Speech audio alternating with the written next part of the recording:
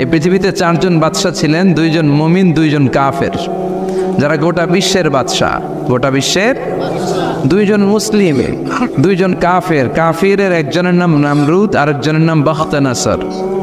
আর মুমিন একজন হচ্ছে সৈয়দনা সুলাইমান আলাইহিস সালাম, আরেকজন হচ্ছে যুলকারনাইন। তো সৈয়দনা সুলাইমান আলাইহিস সালাম আল্লাহকে বলল, আল্লাহ আমি গোটা বিশ্বের বাদশাহ, আমি গোটা পৃথিবীর সব মানুষগুলোকে একবার লাঞ্চ খাওয়াতে চাই। কি খাওয়াতে? লাঞ্চ মানে কি? দুপুরের খাবার। আল্লাহ বলবেন নো। আল্লাহ বললেন no, it's not your job Sulaiman. Sulaiman, এটা তোমার জব না, it's my duty, it's my job, it's my business. এটা আমার কাজ, আমার কাজ তুমি করতে যাও না। সাইয়েদনা সুলাইমান বললেন, আল্লাহ আমারে ট্রাই করার চেষ্টা দেন, সুযোগ দেন, আমাকে একটু ট্রাই করার সুযোগ দেন, চেষ্টা করার সুযোগ দেন। আমি একটু চেষ্টা করতে চাই গোটা বিশ্বের সব প্রাণীকুলকে, মৎস্যকুলকে, জিনকুলকে, মানবকুলকে খাওয়াতে চাই। আল্লাহ বললেন, সুলাইমান এইটা তোমার কাজ নয়, তুমি পারবা না, কাজটা কার? আমি রিজিক দেই। সেদিন সুলাইমান বললেন, লেট মি ট্রাই, আমাকে একটু চেষ্টা করার তৌফিক দেন, আমি একটু করি, দেখি না পারি কিনা। আল্লাহ রাজি হয় না, সুলাইমান নবীও ছাড়ে না। ভেজাল আছে না নাই? সুলাইমান আলাইহিস সালামের জোরাজোরিতে আল্লাহ রাজি হলেন। সাইয়েদনা সুলাইমানের অনুসারী ছিল জিনেরা। জিনেরা আবার ওনার কথা শুনতো। উনি জিনদের নিয়ে গোল টেবিল বৈঠক করলেন আর বললেন, সাগরের তীরে বিশাল বড় বড় ডেগের মধ্যে রান্না করো, আফ্রিকার গরুগুলোকে ফ্রাই করো, তেমি মাছগুলোকে ভুনা করো, খাসিগুলোকে রেজালা করো, পোলাও করো, খিচুড়ি করো, বিরিয়ানি করো, সব ধরনের খাবার জমা করো। অমুক অমুক দিন দুপুরবেলায় আমি সৈয়দনা সুলাইমান আলাইহিস সালাম গোটা বিশ্বের সবাইকে দুপুরের খাবার খাওয়াবো। জিনেরা বড় বড় পাতিলে রান্না করা শুরু করে দিল। রাত্রে সাগরের তীরে 40 কিলোমিটার এরিয়ার মধ্যে রান্নার স্তূপ। চলে আসলো সেই মাহেন্দ্র দিন, যেদিন খাওয়ানো হবে। ওই দিন সবাই এসেছে। সৈয়দনা সুলাইমান উদ্বোধনী ভাষণ দিবেন। উনি বলতে শুরু করলেন, জিনেরা লাইন ধরবে এদিকে, মাছেরা লাইন ধরবে এদিকে, পাখিগুলো লাইন ধরবে এদিকে, মানুষগুলো লাইন ধরবে এদিকে, সবাই লাইনে লাইনে এসে খাবার খেয়ে যাও। সাগরের ভেতর থেকে বিশাল এক তিমি মাছ এসে বলে, সুলাইমান আমি লাইন মানি না। কি মানি না? আমারে বেলাইনে খাবার দাও। সৈয়দনা সুলাইমান বলেন, আমি নবী মানুষ, আমি বেলাইন করতে পারি না। তিমি মাছ বলে, আমার পেটে প্রচণ্ড ক্ষুধা, এই ক্ষুধায় যদি আমি মরে যাই তাহলে কিয়ামতের দিন আল্লাহ তোমারে ছাড়বে না, কারণ আমি তোমার মেহমান হয়ে এসেছিলাম। জাবেলা আছে না নাই? সৈয়দনা সুলাইমান বললেন, বিপদে কি করি? আসলেই তো এই তিমি মাছ আমার মেহমান, আজকে না খেয়ে যদি মারা যায় কিয়ামতের দিন আল্লাহ আমারে ছাড়বে না। সৈয়দনা সুলাইমান বললেন, ঠিক আছে, শুধু এই তিমি মাছের জন্য বেলাইন, বাকি সবাই লাইনে খাবে। কিছু লোক আছে দেখবেন সব জায়গায় বেলাইন করে, আছে না নাই? র্যাব আছে, পুলিশ আছে, এর ফাঁকেও বেলাইন করে ফেলায়, আছে না নাই? তো সাইয়েদনা সুলাইমান জিনদের আদেশ করে দিল, যাও আফ্রিকার একটা গরু, রোস্ট করা একটা গরু তিমি মাছের পেটের ভিতরে ঢুকায় দাও। তিমি মাছ বলল, সুলাইমান আমি হা করে রাখবো আমার মুখটা, যতক্ষণ না আমার পেট না ভরে তুমি খাবার দিতে থাকবা, পেট ভরে গেলেই মুখ বন্ধ করে ফেলবো। সাইয়েদনা সুলাইমানের কথা অনুযায়ী জিনের বাদশাহ একটা আস্ত গরু ফ্রাই করা তিমি মাছের পেটের ভিতরে ঢুকায় দিছে, কিন্তু তিমি মাছ হা করে আছে। সাইয়েদনা সুলাইমান বললেন, কয়েকটা খাসি মেরে দাও। একটা খাসি দিয়ে দিল, তারপরও হা করে আছে। বড় বড় ডেক থেকে পোলাও দাও, খিচুড়ি দাও, বিরিয়ানি দাও, আরো কয়েকটা গরু দাও, হা করে আছে। আরো কয়েকশো গরু দাও, হা করে আছে। আরো কয়েক হাজার গরু দাও, হা করে আছে। সুবহানাল্লাহ কইবেন না? দিতে দিতে 1 কিলোমিটারের খাবার নাই, 2 কিলোমিটারের খাবার শেষ, 10 কিলোমিটারের খাবার শেষ, 20 কিলোমিটার শেষ, 30 কিলোমিটার শেষ, 40 কিলোমিটারের খাবার শেষ। এখনো তিমি মাছের মুখটা হা করা আছে না নাই? সাইয়েদনা সুলাইমান সেজদায় পড়ে গেলেন, ডেকে বললেন, আল্লাহ আমি বুঝি নাই, গোটা বিশ্বের সবাইকে তো দূরের কথা, একটা মাছরেও তো রিজিক দিতে পারলাম না। তিমি মাছ এখনো হা করা, ডেকে বলে, সুলাইমান প্রতিদিন রব্বুল আলামিন 3টা লোকমা খাবার আমারে খাওয়ায়, তুমি 40 কিলোমিটারের খাবার পেটে দিয়েছ, কিন্তু আল্লাহর 3টা লোকমার একটা লোকমার সমানও হয় না। এজন্য আল্লাহ বললেন, ওয়ামা মিন দাব্বাতিন ফিল আরদি ইল্লা আলাল্লাহি রিজকুহা ওয়া ইয়ালামু মুস্তাকাররাহা ওয়া মুস্তাওদাআহা কুল্লুন ফি কিতাবিম মুবিন। আল্লাহু আকবার। এই পৃথিবীতে যত প্রাণী আছে, মানুষ আছে, সবাইকে রিজিক দেয় কে?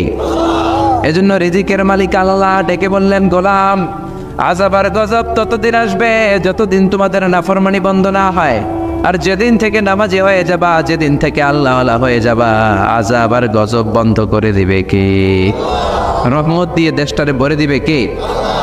লা ইন শাকারতুম লা আযীদান্নাকুম। শুকরিয়া করো, আমি নিয়ামত বাড়াই দিব। কার কথা? আল্লাহ। আর জোরে বলেন কার? আল্লাহ সবসময় আমাদেরকে তুমি নিয়ামত গুজারদের অন্তর্ভুক্ত হওয়ার তৌফিক দাও, আমিন। আর জোরে পড়েন আমিন। আমার সাথী একটা ধরে আমি কুয়াশা করে না, শুকরিয়া না লাগবে না, শুকরিয়া। এটা রহমতের কুয়াশা। আলহামদুলিল্লাহ পড়েন, ধরে সমস্যা হবে না ইনশাল্লাহ। টিস্যু আছে তো মুছে নেওয়া যাবে। নাওতলা পশ্চিম পাড়া জামে মসজিদের উদ্যোগে 23তম বার্ষিক ওয়াজ ও দোয়ার মাহফিল। 23 বছর ধরে এখানে কোরআনের কথা হয়। আমরা খুশি না বেজার? আজকের এই মহতী প্রোগ্রামের সভাপতি বিশিষ্ট সমাজসেবক জনাব মোহাম্মদ ওহিদুল্লাহ সাহেব, চেয়ারম্যান 3 নং মাধাইয়া ইউনিয়ন পরিষদ, আমার নানা ভাই। জোরাজোরি করে আজকে আমার আনছে, আইনাই সারছে। আমি যত বছর বাঁচি অত বছর এনে আসতে হবে। কি বলেন আপনারা? আল্লাহ আমাদের সভাপতি নানা ভাইকে তুমি কবুল করে নাও। বিভিন্ন মাহফিল হলেই ছুটে যায়। অনেক চেয়ারম্যান আছে মাহফিল বন্ধ করে, আর আমার নানা ভাই মাহফিল করে, ঠিক কি না? এরকম চেয়ারম্যানের দরকার আছে না নাই? আল্লাহ তুমি ওনাকে কবুল করো। জনপ্রতিনিধি হিসেবে ওনার কাঁধে যে দায়িত্ব, সবগুলো সঠিকভাবে আল্লাহ তুমি আঞ্জাম দেওয়ার তৌফিক দাও। আমাকে রেখেছেন প্রধান বক্তা, আপনাদের শুকরিয়া। আমার আগে কথা বলেছে বিশিষ্ট ইসলামী চিন্তাবিদ জনাব হযরত মাওলানা মোহাম্মদ আলী আশরাফ সাহেব, মুহাদ্দিস চান্দিনা আলামিন কামিল মাদ্রাসা। চমৎকার কথা বলছিলেন, আবার কিছু কালেকশনও করলেন। বিশ্বনবীও কিন্তু কালেকশন করতেন। বিশ্বনবী ঈদের নামাজের পরে মহিলাদেরকে বললেন, তাসাদ্দাকনা, মদিনার মহিলারা তোমরা বেশি বেশি দান খরচ করো, কারণ মেরাজের রাতে আমি দেখেছি পুরুষদের চেয়ে তোমরা নারীরা বেশি জাহান্নামী। নারীরা বলল, কেন রাসূল আমরা জাহান্নামী কেন, আমগো দোষ কি? বিশ্বনবী বললেন, 2 কারণে। তুকসিরনা লাআনা, তোমরা বেশি বেশি মহিলাদেরকে লানত দাও। রেগে গেলে নারীরা বলে, হেতের উপরে আল্লাহর ঠেড়া হইতো, হেতের উপরে আল্লাহর গজব হইতো, বলে না? তো এক নারী আরেক নারীকে এরকম গালি দাও, ভর্ৎসনা করো, লানত দাও, এটা এক কারণ। আরেক হচ্ছে তাকফুরনাল আশিরা, তোমরা স্বামীর নাশুকরি করো। মায়েরা বোনেরা যাদের কানে আমার মাইকের আওয়াজ যায়, স্বামীর নাশুকরি করবেন না, এটা বড় কবিরা গুনাহ। আপনি অনেক আল্লাহর ওলি হতে পারেন, নামাজি হতে পারেন, কিন্তু আপনার স্বামী যদি আপনার উপর নাখোশ থাকে, জান্নাতের দরজা আপনার জন্য খুলবে না। বিশ্বনবী ফাতেমারে বললেন, ফাতেমা আলী কোথায়? ফাতেমা বলল, আপনার জামাই আলী আমার সাথে ঝগড়া করে বাইরে গেছে। বিশ্বনবীর চেহারাটা আগুনের গোলার মতো লাল হয়ে গেল। বিশ্বনবী ডেকে বললেন, ফাতেমা তুমি বিশ্বনবীর মেয়ে হতে পারো, কিন্তু আলী তোমার স্বামী। আলী যদি তোমার উপর নাখোশ থাকে, জান্নাতের দরজা তোমার জন্য খুলবে না। কোথায় গেছে আলী, কোথায়? বললেন যে মসজিদে নববীতে গেছে। বিশ্বনবী যেয়ে দেখলেন বালির উপরে আলী শুয়ে আছে। বিশ্বনবী মজা করে ডাক দিলেন, ইয়া আবা তোরাব। তোরাব অর্থ বালি, তোরাব মানে কি? বালি। বিশ্বনবী ডাক দিলেন, ইয়া আবা তোরাব, মানে হে বালির বাবা আলী, ওঠো। এখন আলী ওঠে না, রাগ করে আসছে। বিশ্বনবী এদিক দিয়ে তাকায়, আলী ওইদিকে তাকায়। বিশ্বনবী ওদিকে আসলে আলী এদিকে তাকায়, মনে মনে করে এতক্ষণ আপনার মাইয়া গুতাইছে, এখন আপনি গুতাইতেছেন। বিশ্বনবী যাই বললো, আলী রাগ করো না, ওঠো, তুমি আমার চাচাতো ভাই, আমার ঘরেই তো তুমি মানুষ হয়েছ। ঘাপটি মেরে হাতটা ধরে টান দিলেন। সাইয়েদনা আলী উঠতে বাধ্য হলেন। বিশ্বনবী কারো হাত ধরে টান দিলে ওই লোক বসে থাকতে পারে? উঠে গেলেন, ঘরে নিয়ে আসলেন। নিয়ে এসে বিশ্বনবী খাটের মাঝখানে শুইলেন। ডান দিকে শোয়ালেন আলীকে, বাম দিকে শোয়ালেন ফাতেমাকে। এবার মেয়ের জামাইকে আর মেয়েকে বোঝাতে লাগলেন, নসিহত করতে লাগলেন, গল্প শোনাতে লাগলেন। কি রোমান্টিক শ্বশুর! এরকম রোমান্টিক শ্বশুর পৃথিবীতে দ্বিতীয়টা খুঁজে পাওয়া যাবে? সুবহানাল্লাহ পড়েন। বিশ্বনবীর কাজই ছিল ঝগড়া লাগলে এরকম মিলায়া দেওয়া। কি করা? মিলায়া দিবেন। সমাজে অনেকে আছে ঝগড়া লাগলে আরো লাগায়া দেয়, আছে না নাই? আছে। আগুন লাগলে কি দিয়ে নিবান? পানি ডালতে হয়, অনেকে তেল ডালে। কি ডালে? তো আগুন আরো জ্বলে ওঠে। বিশ্বনবী বললেন, না, খবরদার, ইসলাহু যাতিল বাইন, মিলায় দিবেন। স্বামী স্ত্রীর ঝগড়া মিলায় দেন, ভাইয়ে ভাই কোপাকুপি মিলায় দেন, এলাকায় এলাকায় গ্রামে গ্রামে মারামারি না লাগাইয়া মিলায় দেন। জান্নাতে আপনার ঘরটারে বড় করে দিবে কে? বিশ্বনবীর কাজ ছিল মিলায় দেয়া। বিশ্বনবী মক্কা থেকে মদিনায় হিজরতের আগে মদিনায় 2টা গোত্র ছিল। এই গোত্রের মধ্যে 120 বছর ধরে মারামারি। কয় বছর? তুমি কেউ এই মারামারিটা বন্ধ করতে পারে না। গোত্র 2টার নাম হচ্ছে আউস আর খাজরাজ। আউস খাজরাজের মারামারি। বাবা মরে যাওয়ার সময় ছেলেরা ওসিয়ত করা যায়, নসিহত করা যায়, বাবারে আমারে কোপাইছে তুইও কোপাবি। ওই পোলা আবার নাতিরে কয় আমারে মারছে তুইও মারবি। তো বংশ পরিক্রমায় মারামারি চলতেই থাকে, কেউ আর থামাইতে পারে না। বিশ্বনবী মক্কা থেকে মদিনায় হিজরত করতে এসে মদিনায় বাসাবাড়ি করে 7 দিনের মাথায় 120 বছরের মারামারি থামায় দিলেন। কি নবী ছিল, মিলায় দিতেন। ফাসলিহু বাইনা আখাওয়াইকুম, ভাইয়ে ভাইয়ে মারামারি লাগলে মিলায় দাও। স্বামী স্ত্রীর ঝগড়া হলে মিলায়ে দিবেন। এজন্য মায়েরা বোনেরা বিশ্বনবী বলেছেন তাকফুরনাল আশিরা, মেয়েদের সবচেয়ে বড় একটা সমস্যা হচ্ছে স্বামীর নাশুকরি করে। স্বামী দিতে বললে ভালো, দিতে না বললে কয় তুমি আমার জীবনে কিচ্ছু দাও নাই। এরকম আছে না নাই? স্বামী আর স্ত্রী বানায় যেজন মিস্ত্রি সে বড় আজব কারিগর, ঠিক কি না? এই জন্য এই সম্পর্কটা সাইয়েদানা আদম আর হাওয়া থেকে শুরু হয়েছে। কিয়ামত পর্যন্ত স্বামী আর স্ত্রীর এই সম্পর্কের মাধ্যমে গোটা বিশ্বটারে জারি রেখে দিয়েছে কে? তো এই জন্য নারীদের জন্য জান্নাতে যাওয়া সহজ, তারা যদি কিছু প্রসিডিউর মেনটেন করে। বিশ্বনবী বললেন কোনো নারী যদি 4টা কাজ করে ওই নারীর জন্য 8টা জান্নাতের দরজা খুলে দিবে কে? আল মারআতু ইযা সাল্লাত খামসাহা সামাত শাহরাহা আতাআত বা'লাহা হাফিজাত ফুরুজাহা ফালতাদখুল মিন আইয়ি আবওয়াবিল জান্নাতি শাআত। মায়েরা ভালো করে শোনেন, যে নারী 5 ওয়াক্ত সালাত পড়বে, রমাদানের রোজা রাখবে, স্বামীর আনুগত্য করবে, লজ্জাস্থানের হেফাজত করবে, এই 4টা কাজ করলে আল্লাহ তাআলা তার জন্য 8টা জান্নাতের দরজা খুলে দিবেন। এই জন্য বিশ্বনবীও কালেকশন করতেন। তো বিশ্বনবী বললেন মহিলারা বেশি বেশি দান করো। এই কথা শোনার পরে মহিলারা দান করা শুরু করলো। কেউ নাকের ফুল, কেউ কানের দুল, কেউ হাতের বালা, কেউ পায়ের নপুর, কেউ গলার চেইন বিশ্বনবীর হাতে জিহাদের জন্য দান করতে শুরু করলেন। বিশ্বনবীর হাত কয়টা?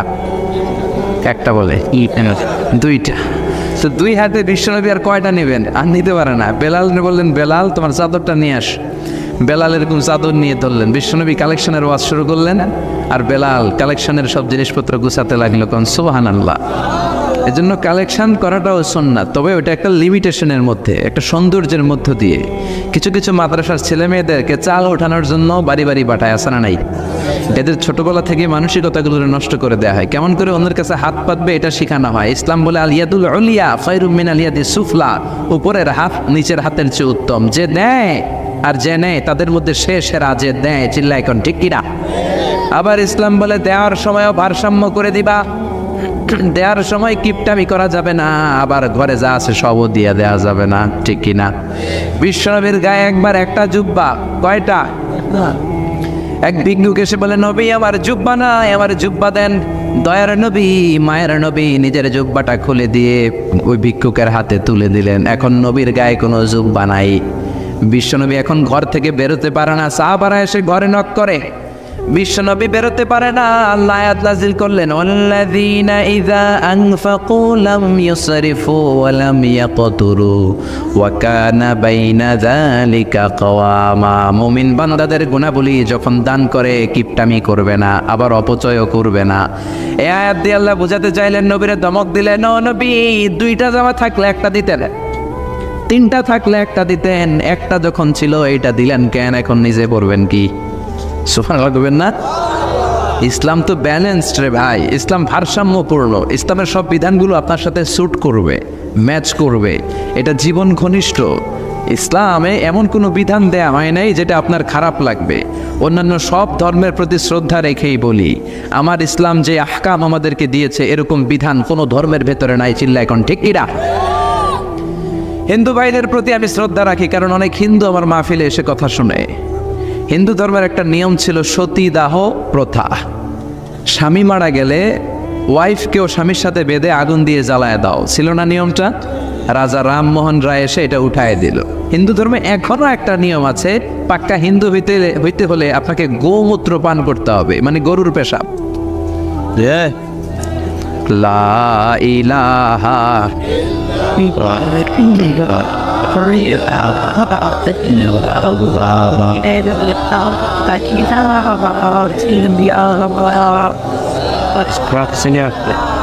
আর নাইতে শেষ লা ইলাহা ইল্লাল্লাহু মুহাম্মাদুর রাসূলুল্লাহ সাল্লাল্লাহু।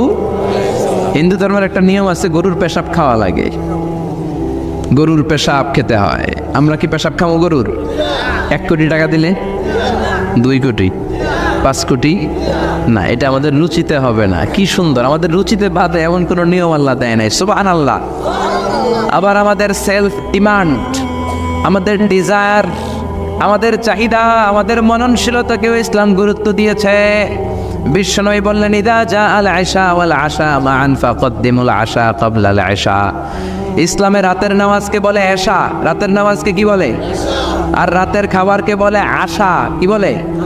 ইসলাম বলে এশা আর আশা দুইটা যদি একসাথে আসে, এশার নামাজ রাখো, আগে আশা খাইয়া নাও। সুবহানাল্লাহ। এশারও আজান হচ্ছে, গরম গরম বিরিয়ানি চলে আসছে, কি করবেন? আগে বিরিয়ানি খেয়ে নেবেন, আগে পেটটারে ঠান্ডা করবেন। তা না হলে বিরিয়ানির প্যাকেট রেখে দিয়ে যদি নামাজ পড়েন, নামাজের মধ্যে বিরিয়ানির চিন্তা আছে না নাই? সুবহানাল্লাহ কইবেন না? কি সুন্দর ইসলাম। ইদা জা আল আশা ওয়াল আশা ফাকদ্দিমুল আশা ক্বাবলা আল ইশা, চিল্লায়ে পড়েন সুবহানাল্লাহ। এজন্য ইসলাম আছে যেখানে আমরা আছি, কোরআন আছে যেখানে আমরা আছি। কথা বলেছেন আলী আশরাফ সাহেব, কালেকশন করতেছিলেন, ওইখান থেকে এই কথাগুলো আসলো। যারাই দান করেছেন মসজিদের জন্য, আল্লাহ কবুল করো। কথা বলেছেন হযরত মাওলানা মাহমুদ আবুল হাসান সাহেব, হযরত মাওলানা আবু হানিফ সাহেব, যারাই কথা বললেন নিঃসন্দেহে কোরআন সুন্নাহর আলোকে বলেছেন। আল্লাহ এই কথাগুলোর উপর আমাদেরকে আমল করার তৌফিক দাও। আজকের মাহফিলে এসে আমরা খুশি না বেজার? আসুন আমরা তাকবীর দিয়ে আমাদের এই খুশির ধারাবাহিকতা বজায় রাখি। আমি পড়ব লিল্লাহে তাকবীর, আপনারা আমার সাথে তাকবীর দিবেন। পড়বেন আল্লাহু আকবার, পড়েন লিল্লাহে তাকবীর, লিল্লাহে তাকবীর, লিল্লাহে তাকবীর। আসুন এই চমৎকার রজনীতে আমাদের দামি সময় নষ্ট না করে আমরা মহাবিশ্বের মহাবিশ্বয় মহাগ্রন্থ আল কোরআন থেকে কথা শুনি। এর কারণ কোরআন এমন বরকতময় কিতাব, এই কিতাবের একটা ভুলও আজ কেউ ধরে দেখাইতে পারে নাই, বরং ভুল ধরতে আসলে তার হেদায়েতের রাস্তা খুলে যায়, ঠিক কিনা? কেউ কোরআনের ভুল ধরতে পারে নাই, কোরআনকে সংশোধন করা যায় নাই, কোরআনের শত্রুতা করে এর বিরুদ্ধে ষড়যন্ত্র করে কেউ সফল হতে পারে নাই, চিল্লায় কোন ঠিক কিনা? এজন্য রব্বুল আলামিন বলেন, এমন কিতাব একটা দিলাম, এই কিতাব তেলাওয়াত করলে হৃদয়টারে ঠান্ডা করে দেয় কে? ঈমান বাড়িয়ে দেয় কে? ওয়া ইযা তুলিয়াত আলাইহিম আয়াতুহু যাদাতুহুম ঈমানা। মুমিন বান্দাদের সামনে কোরআনের তেলাওয়াত করলে ঈমান বাড়ায় দেয় কে? শুধু মুমিনদের ঈমান বাড়ায় না, কাফেরদের সামনে তেলাওয়াত করলেও কাফেরদের কলিজাও ঠান্ডা হয়ে যায়। সুবহানাল্লাহ পড়েন। মিশরের একজন কারি ছিল, কারি আব্দুল বাসেত ইবনে আব্দুস সামাদ। ওনাকে নিয়ে মিশরের প্রেসিডেন্ট জামাল আব্দুল নাসের রাশিয়াতে একটা সফর করলো। তখন আবার রাশিয়ার নাম ছিল সোভিয়েত ইউনিয়ন। কি ছিল? সোভিয়েত ইউনিয়ন, এখন হয়েছে রাশিয়া। বিশাল মন্ত্রী পরিষদের বহন নিয়ে গেল। রাশিয়ার প্রেসিডেন্ট মিশরের প্রেসিডেন্টকে লাল গালিচার সংবর্ধনা দিয়ে ওয়েলকাম করলো। এবার মিশরের প্রেসিডেন্ট তার মন্ত্রী পরিষদকে পরিচয় করায় দিচ্ছে যে এটা হচ্ছে আমার হোম মিনিস্টার, এটা আমার এডুকেশন মিনিস্টার, এটা আমার ফিনান্স মিনিস্টার। তো সবাইকে পরিচয় করে দেওয়ার পরে ওনার সাথে যে মিশরের কারি আব্দুল বাসেতের দিকে তাকিয়ে রাশিয়ার প্রেসিডেন্ট বলে, এইটা আবার কোন মন্ত্রী? এটা হোমমন্ত্রী, এটা শিক্ষামন্ত্রী, এটা অর্থমন্ত্রী, এই যে জুব্বা পরা এই লোকটা, এটা আবার কোন মন্ত্রী? তো মিশরের প্রেসিডেন্ট বলে, এটা আমাদের কোনো মন্ত্রী না, এটা আমগো কারি। এটা কি? হেরা কি কারি কি বুঝে? এরা বলতেছে কারি আবার কি? তো মিশরের প্রেসিডেন্ট জামাল আব্দুল নাসির বলে, he is the resider of our holy book Quran. তিনি আমাদের ধর্মীয় গ্রন্থ কোরআন তেলাওয়াত করে আমাদেরকে শোনায়। আমরা আমাদের বিভিন্ন প্রোগ্রামে ওনাকে ইনভাইট করি, উনি আমাদের ধর্মীয় গ্রন্থ আবৃত্তি করে শোনায়। তো রাশিয়ার প্রেসিডেন্ট বলে, তোমাদের ধর্মগ্রন্থ আবৃত্তি করে শোনায় তোমাদের প্রোগ্রামে? আজকে রাতেও তো আমাদের জাতীয় প্রোগ্রাম, একটা বড় প্রোগ্রাম আছে, যেই প্রোগ্রামে আমরা সবাই মদ খাবো আর বেলি ড্যান্স দেখবো, কোমর দুলানো ডান্স, রূপবানে নাচে কোমর দুলাইয়া, এই কোমর দুলানো ডান্স আমরা দেখব। তো তুমি যদি বলো আজকের এই ডান্স বন্ধ করে আমরা তোমাদের কারি সাহেবের কাছ থেকে তেলাওয়াত শুনতে পারি, জামাল আব্দুল নাসির বলল ঠিক আছে তাই করেন, ডান্স বন্ধ করে দেন। তো রাশিয়ার প্রেসিডেন্ট কয়, ওকে ডান, দ্য ডিসিশন ইজ ফাইনাল। আজকে রাতে কোমর দুলানো নৃত্য হবে না, আজকে তোমাদের কারি সাহেবের তেলাওয়াত শুনবো আর মদ খাবো। কি খাবো? ড্যান্স বন্ধ করছে, মাগার মদ বন্ধ করে নাই। তো আব্দুল বাসেদ রাজি হলেন, ওনাকে নিয়ে যাওয়া হলো, সিঙ্গাররা গিটার দিয়ে যেখানে গান গায় ওখানে বসানো হলো ওনারে। আর সবার হাতে মদ, হুইস্কি, রেড ওয়াইন, অ্যালকোহল নিয়ে বসেছে যে মদ খাবে। রাতে এরা মদ খায়, 2-1 পেক না খেলে এদের ঘুম হয় না। তো আব্দুল বাসেদ ওই দিন তেলাওয়াত করেছিলেন চোখ বন্ধ করে। আর চোখ বন্ধ করার আগে, তেলাওয়াতের আগে আল্লাহ বলেছেন, আল্লাহ এই যে এতগুলো কমিউনিস্ট লিডার, আমি আমার গলায় তুমি যত সুর দিয়েছো, আমি দরদ দিয়ে তেলাওয়াত করব, তুমি তোমার কোরআনের বাণীটা এই কমিউনিস্ট কাফের লিডারদের অন্তরের ভিতরে ঢুকাইয়া দিও। সবাই মদ নিয়ে রেডি, উনি শুরু করলেন আউযু বিল্লাহি মিনাশ শাইতানির রাজিম বলে তেলাওয়াত শুরু করলেন। ওনার তেলাওয়াত যখন শুরু হলো, কেউ আর মদ খায় না, মদের গ্লাস রেখে দিয়ে সবাই ওনার দিকে তাকিয়ে রইল। উনি ওনার কণ্ঠে যত দরদ ছিল, সুর ছিল, সুরের ঝংকার ছিল, মেলোডি ছিল, ভয়েস ছিল, সব উজাড় করে কোরআন তেলাওয়াত করতে লাগলেন।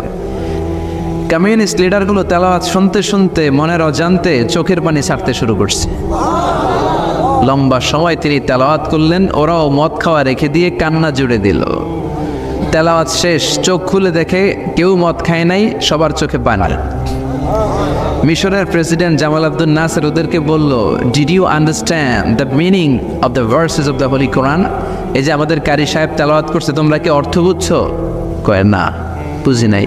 তো কান্দলা কেন, চোখে পানি কেন? কমিউনিস্ট কাফের লিডাররা বলে, আমাদের জীবনে এত সুন্দর তেলাওয়াত, সুরেলা কণ্ঠ আমরা শুনি নাই। এই তেলাওয়াতটা শুনে আমাদের হৃদয় ঠান্ডা হয়ে গেছে, যদিও বুঝি না, কিন্তু হৃদয়টা ঠান্ডা ঠান্ডা লাগে, অন্তরটা প্রশান্ত প্রশান্ত লাগে। আমাদের অন্তরে অনেক জ্বালা, অনেক যন্ত্রণা, আমাদের অনেক দুঃখ আর কষ্ট, এগুলোকে ভুলে থাকার জন্য আমরা রাতে বেলি ড্যান্স দেখি আর মদ খাই। তবে এরকম কারি যদি আমাদের দেশে থাকতো, আমরা বেলি ড্যান্স না দেখে প্রতিদিন রাতে তেলাওয়াত শুনতাম। ওই কোরআন আজও আছে না নাই? আজ সেই কোরআন আছে, হাদিস আছে, সেই ঈমান আর মানুষ নেই, সেই আলী হায়দারে উসমান নেই। আজানের ধ্বনি আছে আগেরই মতোই, আজানের ধ্বনি আছে আগেরই মতোই, বেলালের সেই রূহ নেই, বেলালের সেই রূহ নেই। আজ সেই কোরআন আছে, হাদিস আছে, সেই ঈমান আর মানুষ নেই, সেই আলী হায়দারে উসমান নেই। চিল্লা এখন ঠিক কিনা?